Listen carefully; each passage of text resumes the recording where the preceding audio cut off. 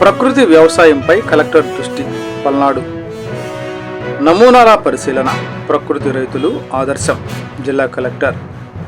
జిల్లాలో ప్రకృతి వ్యవసాయాన్ని మరింత బలోపేతం చేయాలని జిల్లా కలెక్టర్ డాక్టర్ కృతికా శుక్లా సూచించారు.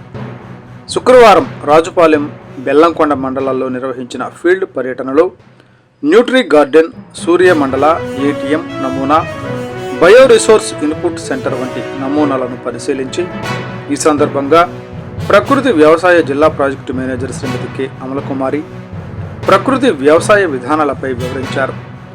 రాజుపాలెం మండలంలోని జ్యోతి నాగేశ్వరరావు సూర్యమండల నమూనాను సందర్శించిన కలెక్టర్ సమగ్ర ప్రకృతి వ్యవసాయ పద్ధతులు, వనరుల సమర్థ వినియోగాన్ని అభినందించారు.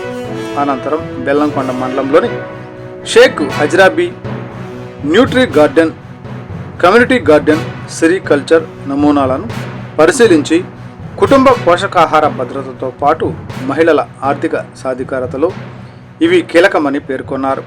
అలాగే నరసింహారావు బయో రిసోర్స్ ఇన్పుట్ సెంటర్ను సందర్శించి సహజ ఎరువులు, జీవ ఉత్పత్తుల తయారీ విధానాలను పరిశీలించారు.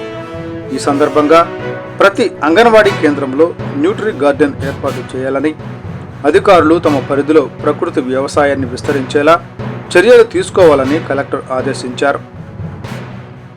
ప్రకృతి వ్యవసాయం ద్వారా సాగు ఖర్చులు తగ్గి రైతులకు స్థిరమైన ఆదాయం లభిస్తుందని తెలిపారు.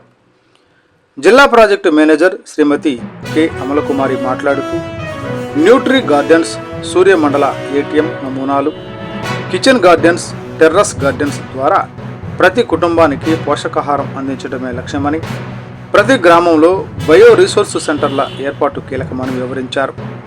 ఈ కార్యక్రమంలో జిల్లా వ్యవసాయ అధికారి జగ్గారావు, జిల్లా పంచాయతీ అధికారి Nageswar Naik, AP micro irrigation project director అధికారి CH Anjaneyulu, PD DWMA Siddalingamurthy, DRDA ICDS అధికారులు, మండల అభివృద్ధి అధికారులు, డిప్యూటీ ఎంపీడీఓలు, వ్యవసాయ ఉద్యానవన శాఖల అధికారులు, ప్రకృతి వ్యవసాయ సిబ్బంది పాల్గొన్నారు.